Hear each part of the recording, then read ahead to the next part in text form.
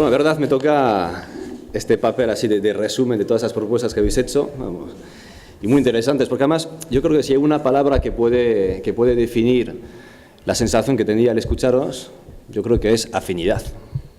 No hay más que decir, afinidad. Afinidad primero de ideas, afinidad de análisis y también afinidad porque estamos, yo creo, metidos en los mismos movimientos. Vamos, decía ese compañero del colectivo de crecentistas, yo soy parte del movimiento de crecentistas en el País Vasco, también soy socio de Cosas en Marcha, de Cosas en Acción en el País Vasco. Oigo lo que se dice de la plataforma por un nuevo modelo energético, ECU es miembro también de la plataforma, por tanto es lógico que aquí yo creo que nos encontremos casi entre amigos y amigas compartiendo estas ideas. Primero ideas, como os decía, de análisis, porque tú comentabas con el otro compañero Fernando de Si se puede, que aquí estamos pagando realmente una gestión de la crisis catastrófica, es decir, a través de las políticas de austeridad que ha impuesto sobre todo la Troika con el acuerdo, tenemos que recordarlo siempre, acuerdo e impulso también de los partidos mayoritarios en el Estado, es decir, que el PP también está detrás de las políticas de austeridad, porque quien decide en Europa también es el Consejo Europeo, que está compuesto por los jefes de Estado de cada país, que eso es importante recordarlo, está impuesto a nivel europeo y a nivel nacional. Y es verdad que estas políticas de austeridad lo que han hecho es llevar una situación extrema, de situación de emergencia social, donde tenemos un paro cada vez más creciente. Eso sí que crece, compañero. Desde luego, crece el paro. Aquí me habéis dicho que un 35%, es decir, una de las regiones con más paro de toda la Unión Europea. Y eso que no está mal también en el conjunto del Estado español, con 26%, incluso en Grecia, 28%. Crece la desigualdad, porque lo que tenemos ahora mismo es que una parte cada vez más pequeña de la población gana cada vez más, porque es verdad que ellos no han conocido la crisis. Un ejemplo, ha aumentado el nivel de venta de los productos de consumo de lujo, que eso es una realidad, y al mismo tiempo un empobrecimiento generalizado de la población. Eso que voy a llamar de forma muy simple un socialismo de Estado para las personas más ricas y un capitalismo salvaje para las personas más pobres. Y esto es la situación que tenemos con las políticas de austeridad. Pero es verdad que también detrás de esto está otra cuestión que ha comentado el compañero, de un déficit democrático. ¿Por qué la Troika? ¿Quién ha elegido la Troika? ¿Es una institución democrática o no? Primero, no es una institución, porque es el conjunto de tres cabezas visibles. La Comisión Europea, que sí tiene parte de legitimidad democrática, no le vamos a quitar. El Banco Central Europeo, que es un banco totalmente independiente del poder político. Y al mismo tiempo, un fondo que ni siquiera es europeo. Se llama el Fondo Monetario Internacional. Y eso es la Troika, que nos impone ahora mismo las políticas más duras que hemos tenido en los últimos 50 años. Y además también tenemos otro problema democrático que va mucho más allá de la crisis. Eso tiene que ver con la construcción de Europa. Una construcción democrática que ha ido al remolque de la construcción económica. Y la conclusión es que tenemos ahora mismo, primero, una Unión Europea que está en manos de los tecnócratas, es decir, de los que entienden cómo funciona la Unión Europea. Porque es muy complejo entender cómo funciona. Un ciudadano, una ciudadana de a pie, no lo puede entender. Ni siquiera las personas que hemos trabajado en el Parlamento Europeo podíamos entender a menudo cómo funcionan los tratados. Y una democracia sin transparencia, sin mecanismos simples de entender, no es una democracia. Y, por supuesto, también una democracia que necesita regenerarse. Es lo que necesitamos ahora mismo. Una democracia de verdad en la Unión Europea. Y al mismo tiempo tenemos otra cosa, que también habéis comentado, que es el recorte de derechos, que se está dando de forma generalizada, sobre todo en los pueblos del sur de Europa. Recortes de derechos a las mujeres, con la contrarreforma y la ley del aborto, por ejemplo. Una contrarreforma también hacia, o no, ni siquiera contrarreforma, es decir, recortando derechos a las personas migrantes. Hace poco estuve en Ceuta. En Ceuta tienen una cosa que se llama una valla de 8 kilómetros, que separa África con Europa, porque no separa África de Ceuta, no separa África de España, separa África del conjunto del continente europeo, porque las personas que llegan quieren ir a Europa, porque para ellos sigue siendo un sueño, porque existen grandes diferencias, desigualdades entre norte y sur. Solamente un dato, ahora mismo la mayoría de los migrantes, las migraciones internacionales y nacionales, se deben al cambio climático. Más de 30 millones de personas al año. Sin embargo, la pregunta que tenemos que hacernos es, ¿quién ha creado el cambio climático? Las personas en el sur somos nosotros y nosotras en el norte. El 80% de los gases de efecto invernadero provienen de los países del norte. Nosotros creamos cambio climático y ellos migran. Y además les impedimos entrar. Y además creamos alarma social. Porque no es verdad que el problema de inmigración, problema entre comillas, sea tan grave en las fronteras. Es grave para las personas, que no son ilegales, porque no existen personas ilegales, son personas legales. Pero son personas que podemos aceptar, que podemos acoger de forma legal. Eso lo podemos hacer si tuviéramos una política migratoria común que considera esas fronteras de Canarias, de Ceuta, de Melilla, de Lampedusa, como fronteras donde ponemos en marcha los derechos humanos y, sobre todo, los valores fundacionales de la Unión Europea. Solidaridad, responsabilidad y fraternidad. Esto sí que está en tratado todavía. Y eso lo tenemos que reivindicar. Y, por supuesto, al mismo tiempo tenemos otra contrarreforma, que es la contrarreforma ambiental. Porque también unos cuantos del Gobierno se están aprovechando ahora mismo la crisis para poner en marcha varios planes que tenían detrás de la cabeza. Como, por ejemplo, cargarse las renovables, una por una. Y lo han hecho muy bien. Hay que decir que el plan de evaluación les ha salido de puta madre. Sin embargo, esto es una cosa muy mala para países como Canarias, que, como me habéis dicho, sobre todo el compañero del nuevo energético, vosotros necesitáis tener un modelo autosuficiente, por supuesto, por vuestra situación de aislamiento. Es decir, aquí tenéis un laboratorio idóneo para poner en marcha el decrecimiento, por necesidad, por supervivencia y también porque lo queremos, porque además sabemos que podemos vivir mejor con ese sistema autosuficiente y basado en la sostenibilidad, en la ecología. También contra la reforma ambiental de la ley de costas, tremendamente dura. Estamos volviendo otra vez a una cosa que se llama el ladrillo, otra vez, a lo mismo que ha creado gran parte de la burbuja inmobiliaria.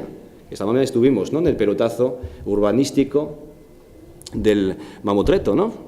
Y eso es típicamente lo que hemos tenido los últimos 15 años y vamos a tener que volver a defender, a luchar en contra, porque está volviendo con la ley de costas, por desgracia. Pero también aquí quisiera añadir una cosa importante, porque hemos hablado mucho de la crisis. Pero es verdad que detrás de la crisis hay mucho más, también hay modelo, pero el modelo no viene con la crisis, ya estaba antes de la crisis. Eso lo ha comentado la compañera.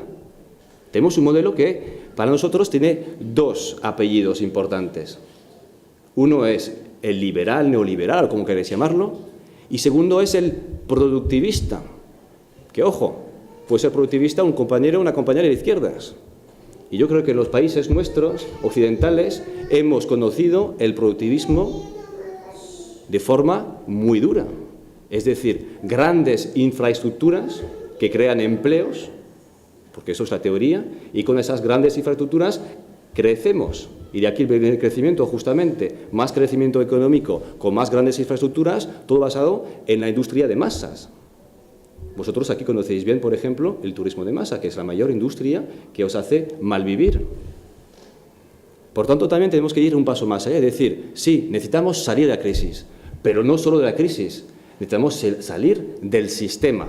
Y el sistema es el liberal productivismo. Y tenemos que atacar esas dos causas a la vez, de las élites y también del conjunto de las personas que piensan que cuanto más crezcamos, mejor vamos a vivir. Y esto es un error. Y al mismo tiempo, es verdad que estamos en un momento muy interesante. Y eso lo comentabas tú al principio. Y me imagino que por eso, si se puede, llama a votar. Llamáis a votar porque pensáis que son muy importantes esas elecciones europeas.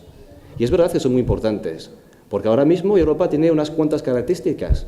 Primero, impacta en nuestras vidas, vuestros empleos, vuestras pensiones, vuestro bienestar, en nuestras hijas, por ejemplo, pues tiene que ver con Europa ahora mismo. Si no actuamos en Europa, otros van a actuar por nosotros, y eso no podemos dejar hacer. Además, el 80% de las leyes, ahora mismo, que tenemos en España, vienen de forma directa o indirecta de Europa. Por tanto, yo incluso podría decir que las elecciones más importantes que vamos a tener dentro de pocos años son las elecciones europeas, donde más tendríamos que votar y tener proyectos alternativos. Y además, el tercer factor que tiene que tener en cuenta es que ahora mismo tenemos que enfrentarnos a desafíos que son globales. Hay desafíos globales. El cambio climático, los paraísos fiscales, por ejemplo, que os cuestan a cada uno y una de vosotras en esta sala 2.000 euros al año. Esto no se lucha desde Canarias, no se lucha tampoco desde España, se lucha desde Europa, porque tiene capacidad geopolítica para hacerlo. Entonces, cuando estamos viendo este panorama, bastante malo, vamos a decirlo, vamos, no es el panorama deseado por muchos, pues tenemos que darle la vuelta y hacer propuestas, porque es verdad que necesitamos propuestas alternativas. No nos podemos quedar en el no, como decía la compañera. El no basta. Tenemos que decir qué queremos, además del podemos. ¿Qué queremos hacer? Y aquí os voy a presentar rápidamente las propuestas que tenemos, retomando también las vuestras, y vais a ver que tienen muchas coincidencias. Y en 3 bloques importantes. Y voy a centrar en el primero, que me parece que donde habéis aportado más cosas y más ideas. Es la transición social y ecológica de la economía. Luego hablaremos también de democracia y de derechos. Al final, ¿qué es la transición social y ecológica de la economía? Es reconocer ahora mismo que tenemos 2 grandes retos muy importantes a corto, medio y largo plazo. Uno es el empleo, es el paro. Porque hoy no tener un empleo en la sociedad del trabajo es llegar a la exclusión social. Bueno, incluso si tenemos empleo hoy en día, también podemos llegar a la exclusión social. Ojo. Uno es el empleo y 2 es el modelo insostenible que tenemos. Y tenemos que conseguir en unos 15, 20 años, porque el tiempo no nos sobra, realizar una transición desde un punto A insostenible e injusto a otro punto B que sea justo y sostenible. Y eso es lo que llamamos la transición. Aquí hay diferentes nombres, cada uno lo va a llamar de forma diferente. El movimiento social le gusta el crecimiento, a mí también, por eso estoy dentro. A los movimientos sindicales utilizan empleo verde y reparto de trabajo. Otros hablan de economía en común. Nosotros, desde ECUO, decimos transición ecológica de la economía. Es lo mismo.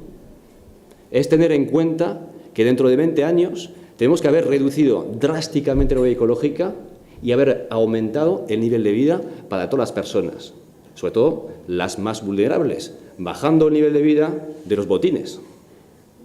De eso se trata, el decrecimiento, en el fondo. Y esa transición social y ecológica de la economía tiene muy buenas noticias. Fernando habla de empleos verdes y aquí os puedo decir los sectores que más se van a ver beneficiados de los empleos verdes. Rehabilitación de edificios, agricultura ecológica, energía renovable, gestión sostenible de los residuos, movilidad sostenible. Todos esos temas son temas y asuntos muy importantes para archipiélago como Canarias, porque todos tocan de llano, os tocan todos.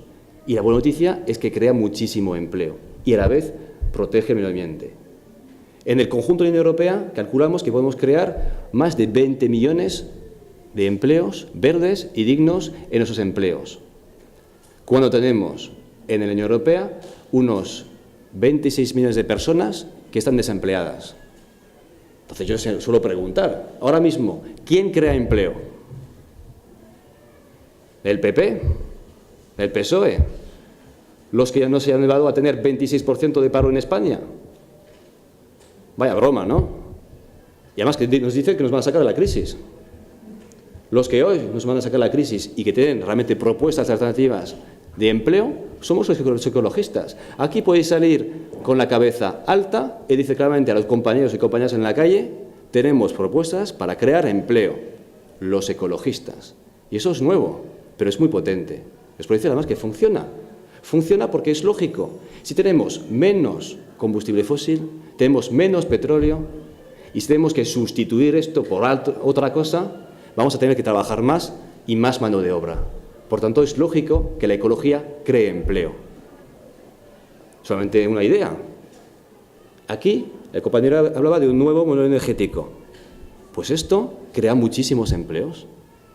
Tener energía eólica, fotovoltaica, térmica solar, geotérmica, o lo que queráis, esto supone más mano de obra.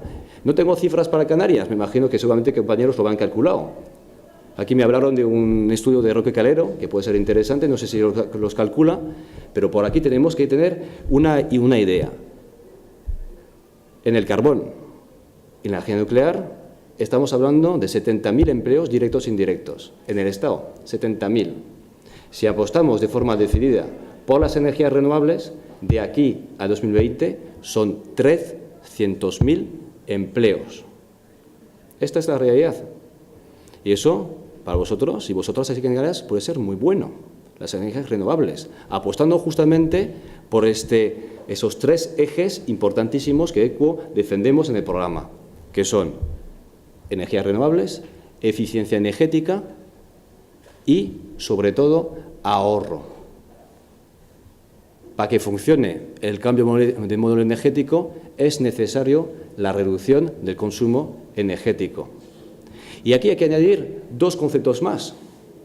Autosuficiencia, es decir, que no podemos depender, por ejemplo, del gas de África, porque aquí gas de Rusia no tenemos, pero sí que gas de África tenemos bastante.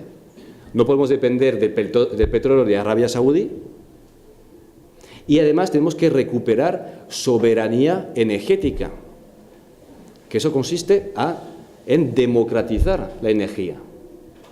Por ejemplo, con las cooperativas de energía, de producción y de consumo. Y tenéis unos cuantos casos, ejemplos muy buenos en el Estado. Somenergia, por ejemplo, que está en conjunto del Estado, viene de Cataluña. Tenemos a Goyener, que está en el País Vasco, Cencer, que está en Andalucía. No sé si existe una Canaria, pero aquí tenéis Somenergia seguro, os podéis afiliar. Y esto es el futuro, es decir, que la ciudadanía retoma el poder de controlar la producción de su energía limpia y además de consumirla. Además, tenemos que pasar a otro sector también importante, que comentabas antes, es la PAC, la Política Agraria Común. Y aquí tenemos que hacer una confesión. Hemos perdido esta batalla el año pasado. Hubo una batalla muy importante en el Parlamento Europeo, pero muy importante, para justamente tener una reforma sostenible y una reforma justa de la PAC. ¿Pero qué ha pasado? Que aquí el sector más productivista, y no solamente liberal, más productivista, ha decidido que esta PAC era una PAC correcta, donde podemos añadir unos matices verdes. Sin embargo, no ha tocado lo duro. Lo duro es, ¿cómo se reparten las subvenciones ahora mismo de la PAC? Pues que el 20% de los agricultores tienen el 80% de las subvenciones. La que más recibe en España es la duquesa de Alba. Pues eso es la realidad de la PAC. Una PAC, además, que fomenta una agricultura totalmente insostenible, intensiva, que necesita pesticidas, insecticidas, ultramecanización del campo y, además, basada en la exportación. Si aquí tenéis el monocultivo de plátano, no es por otra cosa, porque este es el modelo que ahora mismo domina. Pero este no es el modelo que nosotros queremos. Desde ECUO proponemos 3 pilares fundamentales para la PAC. Uno se llama, otra vez, que hablamos de soberanía alimentaria. Otra vez, que recuperamos como ciudadanía la capacidad de producir y de consumir lo que producimos localmente. La segunda es agroecología, porque la soberanía sin agroecología puede ser una soberanía productivista, y eso tampoco lo queremos. Y lo tercero es bienes comunes, porque al final también el campo y los alimentos que producimos son bienes comunes. Y eso es la reforma que estamos luchando. Y vamos a volver en esa legislatura, porque es muy importante, porque es fundamental, porque es la pieza del futuro a la agricultura. Y también es una pieza que crea empleo. Eso lo hemos calculado. Aquí yo creo que comís más o menos el 8% de los alimentos que producís a nivel local, si no recuerdo mal. 8 o 10%, ¿no? Sí. Poco más. En el País Vasco son 5%. Y hemos calculado que si pasamos del 5% al 20%, supone más de 20.000 empleos en el País Vasco. Haced el cálculo también aquí. Vais a ver. La relocalización, la soberanía alimentaria y la agroecología crea muchísimos empleos y, sobre todo, calidad, porque al final los que vais a consumir buenos productos saludables de temporada sois vosotras y vosotros. Pero sí, quizás eso lo hemos perdido, porque no siempre ganamos. Pero otra reforma que sí hemos ganado se llama la PESC, la política de pesca común. Aquí ha comentado el compañero que hay muchos compañeros que siguen pescando de forma artesanal. Pues hemos conseguido que la política de pesca común sea una política justamente basada en la sostenibilidad y en la justicia. Y eso es muy importante. Lo hemos conseguido porque hemos conseguido que además el sector profesional también viera la sostenibilidad como su futuro, cosa que no hemos conseguido, por ejemplo, con la PAC. Y eso también para daros esperanzas. En el Parlamento Europeo, como en cualquier parlamento político, a veces perdemos, a veces ganamos. Y ganamos como conseguimos convencer a las personas desde abajo, a los sectores profesionales, a las ONGs, que vamos todos por el mismo camino. Y eso es muy importante, sumar. Tenemos que sumar desde diferentes perspectivas. Entonces, esto es para la gran transición ecológica de la economía. Podemos dar más ejemplos, pero yo creo que con esto queda claro, más o menos, que ecología, empleo y democracia van de la mano. Eso es un buen ejemplo. Eso es un buen ejemplo. Luego tenemos el segundo eje, que tú comentabas, de la participación. Y aquí la participación lo enfocamos de la forma siguiente. Necesitamos regenerar la democracia en Europa. Esto está clarísimo. Pero no solamente en Europa, en Canarias, en España y a todos los niveles. Pero en Europa, si cogemos este nivel, aquí tenemos una propuesta para nosotros que es estrella, que nos parece fundamental, es lanzar o luchar, por lo menos ahora mismo, por lo que es un proceso constituyente europeo. Es decir, ¿quién tiene que decidir qué tiene que ser Europa? ¿Los expertos? ¿Los tecnócratas? ¿Rajoy? Nosotros pensamos que no. Pensamos que tenemos que ser la ciudadanía quienes decidimos qué Europa queremos y a dónde queremos que vaya. Y para hacerlo, pedimos que la ciudadanía europea, de forma transnacional, pueda elegir una asamblea constituyente que tenga como misión redactar una constitución europea. Para hacerlo simple, el modelo que proponía en Islandia. Pero en vez de hacerlo para 300.000 habitantes, lo hacemos para 500 millones. Pero además pedimos cosas más de medio plazo, porque esto vamos a tener que lucharlo, proceso constituyente. Tenemos que acumular fuerzas para que sea realidad. Lo segundo es pedir que reforcemos el poder del Parlamento Europeo, porque el Parlamento Europeo ahora mismo es la institución más legítima que tenemos en la Unión Europea, porque es la única directamente elegida por la ciudadanía. Y por tanto, otra vez, es tan importante votar, porque realmente quien tiene más legitimidad ahí es el Parlamento Europeo. Y pedimos que el Parlamento Europeo tenga una cosa que ahora mismo no tiene, y que es vergonzoso. No tiene capacidad legislativa. ¿Quién propone las leyes en Europa? ¿Alguien lo sabe? La Comisión Europea. Y el Parlamento puede decidir, pero una vez que haya llegado la propuesta de la Comisión Europea. Pues eso no es un Parlamento empoderado. Además, un Parlamento empoderado también puede tener la capacidad de levantar impuestos, creo que cosa que tampoco puede hacer. Y el tercer pilar de democracia también es apostar por mecanismos de democracia directa, que es muy importante. Ahora mismo existe una cosa que se llama la Iniciativa Ciudadanía Europea, que además la primera ha sido muy buena, la primera que ha salido. Además lo comentáis, lo habéis comentado, de bienes comunes, de energía. Pues esta ha sido sobre el agua. Ha pedido que el agua sea un bien común y un derecho básico para todas y todos. Y ha recogido 2 millones de firmas en toda la Unión Europea. Y ha sido aceptada por la Comisión Europea. Pero aquí lo que pedimos es reforzar esta herramienta, que sea más simple de utilización y, sobre todo, que no vaya a la Comisión Europea, que vaya directamente a la Unión Europea y que la ciudadanía, quien haya lanzado esta iniciativa, la pueda defender en directo en el Parlamento Europeo sin pasar por intermediarios. Y además también, si queremos democracia, necesitamos una cosa muy importante que se llama transparencia. Regular los lobbies que están en la Unión Europea.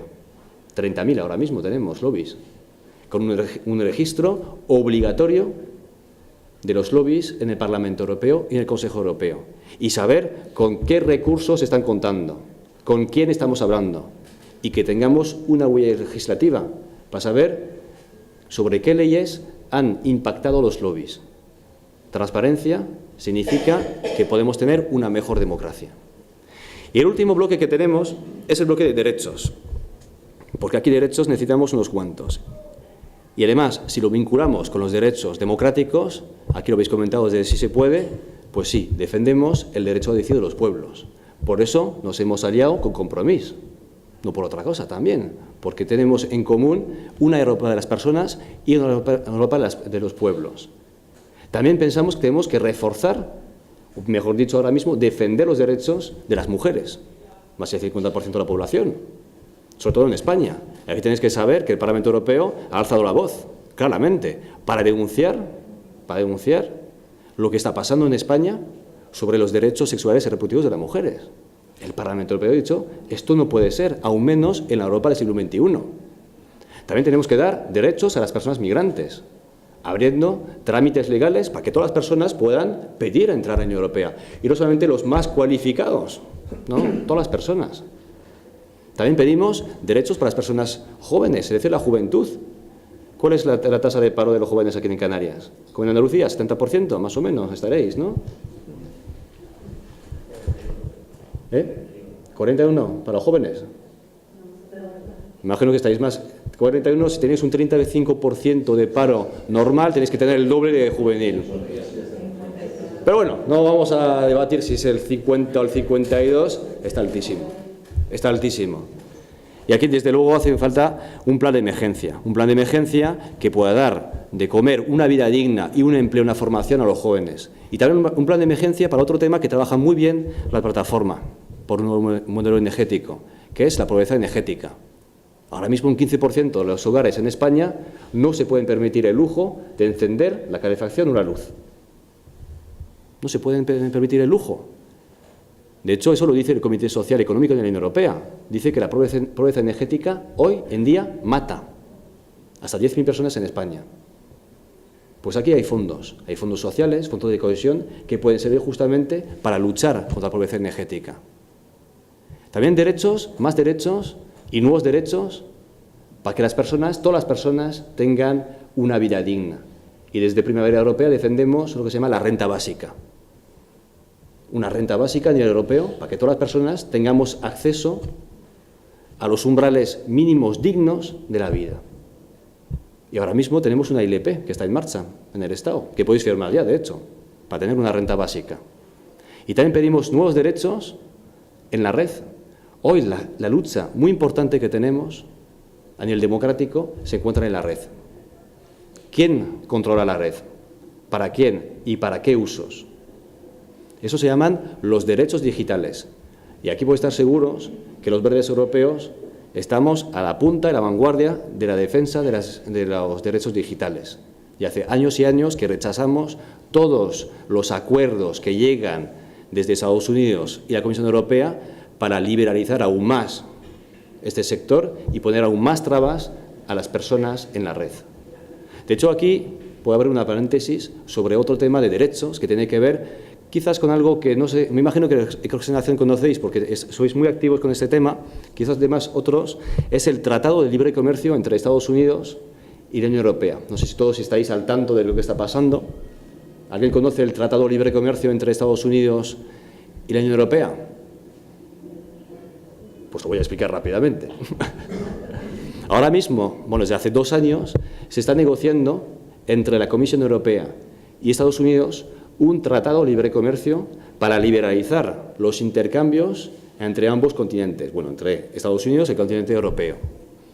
Sin embargo, nosotros, desde los verdes europeos, nos hemos opuesto de forma radical contra este tratado, por diferentes razones. Primero, porque amenaza gravemente los estándares sociales, ecológicos y culturales de la ciudadanía europea, porque lo que va a hacer es rebajar los estándares para poder intercambiar productos. Y eso va a tener impacto en la agricultura, en los servicios públicos o la, por ejemplo, propiedad intelectual. Así que mucho ojo a esto. Además, lo que hace es dar aún más poder a las multinacionales. A las multinacionales, primero, estadounidenses, y a las multinacionales en general contra los estados. Porque si una multinacional no está de acuerdo con una ley que tiene un estado, por ejemplo, puede recurrir a un tribunal y ganar contra un Estado. Es decir, una multinacional ganar contra la ciudadanía y obligar al Estado a dar marcha atrás a pesar de la democracia interna del Estado. Y eso ya está pasando en otros tratados. Y también es peligroso porque se la repamplifa totalmente lo que es la crisis ecológica. Hemos calculado que con el TLC, con el Tratado de Libre Comercio, van a aumentar las emisiones de CO2 y va a aumentar también lo que es el consumo de combustible fósil. Y además hay un punto muy importante que está detrás, es la democracia. Porque ahora mismo estamos negociando con Estados Unidos, que es el mismo país que nos espía de forma masiva. ¿Os imagináis? Vais a hacer una casa común con un vecino, el vecino os espía y vosotros seguís negociando con él. Eso a nosotros y nosotras no nos parece normal. Entonces hemos pedido claramente que separaran las negociaciones del Tratado de Libre Comercio. Y aquí os animo a hacer presión también sobre vuestros eurodiputados. No, ahora mismo no hacer presión, no votar para los que defienden este tratado. Lo defienden claramente el PP, el PSOE y UPyD. Que lo sepáis antes de votar, por lo menos. Y hablando de derechos, no puedo dejar de comentar dos derechos que para mí son muy importantes y que también tenemos en el programa de EQUO. Son nuevos derechos, porque además son derechos poco conocidos en general, son los derechos de los animales y los derechos de la naturaleza. Derechos de la naturaleza es una cosa que no es nueva tampoco, porque ya se hace en Bolivia, por ejemplo, ya se hace en Ecuador, ya está reconocido en unas cuantas constituciones. Y derechos de los animales también, porque aquí vivimos con más seres vivos que tenemos que reconocer y a que tenemos que dar derechos. Entonces, para terminar, solamente quería volver a una pregunta sobre una cuestión que tú has levantado al principio, llevando a la unidad de la izquierda. Y eso tiene que ver también con la estrategia que hemos seguido y lo que quería comentar. Porque es verdad que tenemos que sumar. Estoy de acuerdo contigo. Tenemos que sumar. Y de hecho es lo que hemos hecho desde Primavera Europea. Yo creo que aquí, si algo se nos puede reconocer por lo menos, es haber superado unos cuantos escollos que teníamos entre diferentes partidos, incluso diferencias que teníamos entre todos, y haber sumado desde la pluralidad. Somos una decena de colectivos y partidos políticos. Está EQUO, está Compromís en el País Valenciano, está la Junta Aragonesista en Aragón, está Socialistas Independientes por Extremadura, está Caballas de Ceuta, está Participa, que es un colectivo ciudadano que viene del 15M, está también el Partido Más Justo, que está aquí, el compañero, y tenemos también aquí a Socialistas por Tenerife. Yo, por tanto, creo que sí hemos, por lo menos, contestado, respondido en gran parte a lo que puede ser la suma. Pero también tenemos que ver hasta dónde queremos sumar. Y aquí quería hacer dos reflexiones que para nosotros son muy importantes. Primero, son elecciones europeas. Y las elecciones europeas tienen un sistema electoral muy diferente, pero que muy diferente a las generales. En las generales, otro gallo va a cantar, seguro, porque hay umbrales que son muy claros, una ley de Hunt y, sobre todo, hay circunscripciones muy pequeñas. En las europeas no es el caso. Solamente una circunscripción. Y solamente con un 2% de los votos entramos en el Parlamento Europeo. Por tanto, yo creo que es el momento que se pueda expresar, donde se pueda expresar la pluralidad de la sociedad. Porque no es verdad que toda la gente se encuentre cómodo en la unidad de la izquierda. Nosotros sabemos perfectamente que mucha gente no nos vota si vamos con partidos más tradicionales de la izquierda.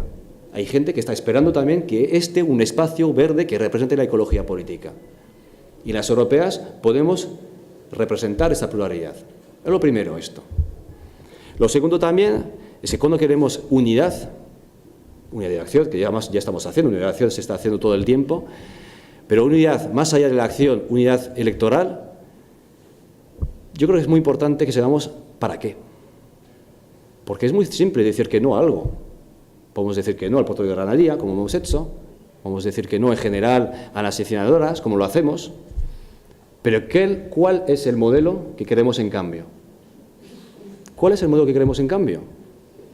Yo estoy esperando que muchos compañeros de izquierdas me digan qué es el modelo que quieren. Yo no me apunto a una lista con otros compañeros sin saber a qué voy a luchar. Yo lucho en contra de algo, pero al mismo tiempo a favor de otra cosa. Tengo clarísimo que quiero más Europa, una Europa federal, de las personas, de los pueblos, con más unión política, con más unión fiscal, con más unión bancaria, con más solidaridad, con más ecología. ¿Eso lo quieren los demás partidos? Pues eso es la pregunta que tengo. Y para algunos tengo mis dudas. Por tanto, me parece muy importante que, como decía al principio, que más allá del podemos, ¿qué queremos? Esto es fundamental. Y en base a esto, ya iremos convergiendo. Y eso es lo que hemos conseguido. Y no ha sido fácil. Entre 10 partidos diferentes, os puedo imaginar, cada uno con su cultura, con su forma de ver las cosas, hemos conseguido poner un manifiesto con 10 puntos en positivo de lo que queremos. Esa es la propuesta que hacemos. Además, una propuesta que ahora mismo está funcionando bastante bien. Hoy han salido 2 encuestas en El País y en ABC, o sea, que 2 diferentes, podemos decir, y nos dan los 2 un eurodiputado. Algo está calando. Algo está calando. Y además aportamos, yo creo que otro punto, algo que es muy importante, que no somos pequeños. Porque ya somos parte de un grupo político muy grande. En el Parlamento Europeo, los verdes europeos, somos el 4.º grupo político del Parlamento Europeo, con casi 60 eurodiputados. Es decir, votar a ECO y votar a la Primavera Europea no solamente es votar a ECO y Primavera Europea, es también votar a un diputado, o espero 2 diputados, hacedme el favor, que lleguemos a engrosar este grupo tan bisagra y tan importante en el Parlamento Europeo. Además que defiende las ideas en toda Europa, porque aquí, lo siento mucho, voy a ser bastante polémico. Yo no voy a defender a España en el Parlamento Europeo. Voy a defender la ciudadanía europea, se encuentre donde se encuentre. Si me viene a ver una persona polaca, la defenderé igual que un canario, pero defenderé sus intereses, y sus intereses justamente basado en nuestro programa, en nuestros valores fundacionales y principales, que son solidaridad, ecología y democracia. Gracias.